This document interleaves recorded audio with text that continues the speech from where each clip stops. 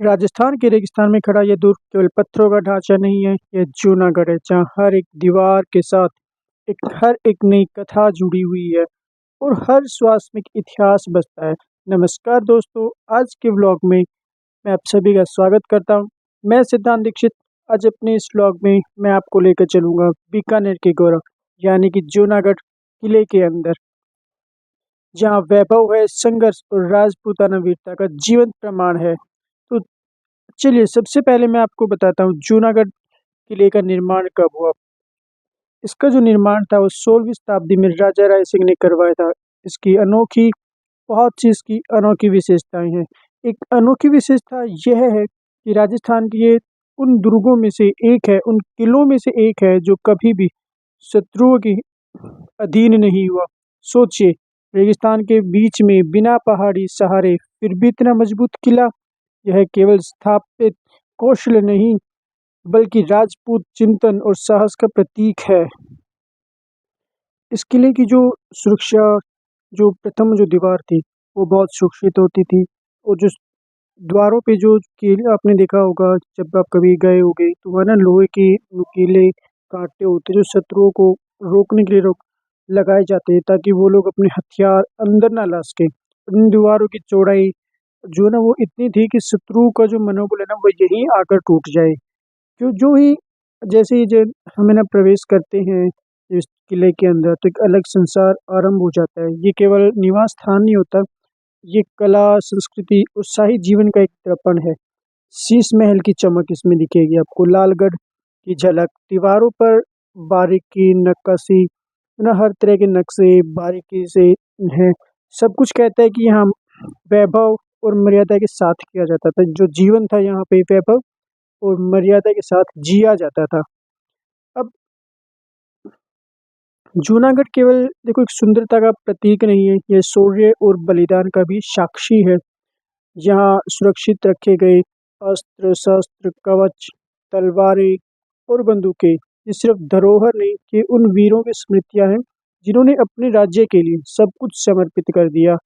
जूनागढ़ को देखकर एक बात तो स्पष्ट होती है कि जूनागढ़ केवल पुस्तकों में नहीं, अनुभूतियों में जीवित रहता है। यह किला आज भी उसी दृढ़ता से खड़ा है, मानो सभी को कह रहा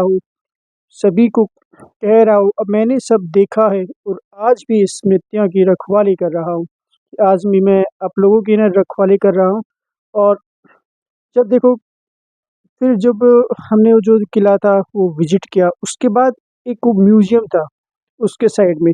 तो जो म्यूजियम था उसमें हम गए तो उसमें हमने देखा कि वहाँ ना पुराने कपड़े, पुरानी पोशाक और तरह-तरह की अलग-अलग चीज़ें थी। ये देखो, जैसे कि ना पंखे थे, जब पहले राजा महाराजा जो होते थे, वो उनको ना पंखों से हवा डाली जाती थी, जब भी वो सभा वगैरह में बैठते थे। तो ऐसी चीज़ें भी वहाँ पे थी। ये देखो, पुरानी जो वास्तुकला, पुरानी जो चीज़ें हैं, ऐसी बहुत सी चीज़ें हमने देखी। और ऐसे किलों में ना पहली बार मैंने ऐसा कुछ देखा था। उससे पहले मैं गया था शायद जयपुर में जो किला है आमेर फोर्ट, वहाँ गया था, वहाँ मैंने इतना कुछ नहीं देखा। ठीक है। और कौन-कौन जो है जब बीकानेर गया है, बीकानेर जो अगर आप कभी भी देखो बीकानेर जाओ ना, तो जो जूनागढ़ का जो किला है उसको ज़रूर विजिट करना। क्योंकि जूनागढ़ के किले में ना एक अपनी एक अलग ही बात है। आपको दीवारों पे ना वहाँ पे अलग-अलग तरह के डिज़ाइन पेंटिंग्स आपको देखने को मिलेंगी।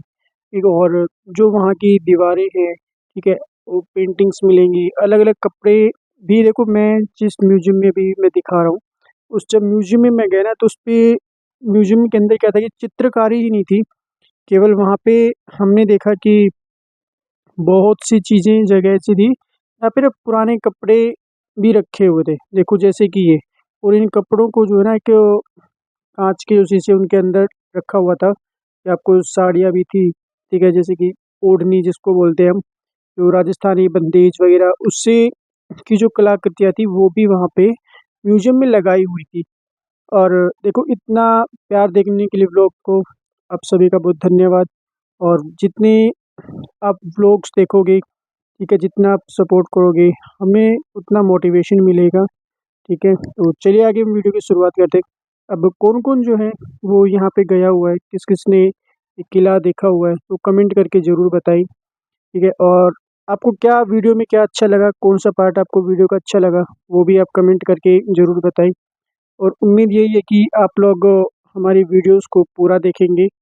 और दूसरी चीज़ कि जब हम वीडियो बनाते हैं, या तो पूरी मेहनत के साथ वो वीडियो बनाई जाती है, ठीक है? क्योंकि जब आप यहाँ पे जाते हैं ना, ऐसी जगहों पे, तो कोशिश कीजिए कि उसको अच्छी तरह से विज़िट करें, उसको समझें, उस जगह के बारे में समझें।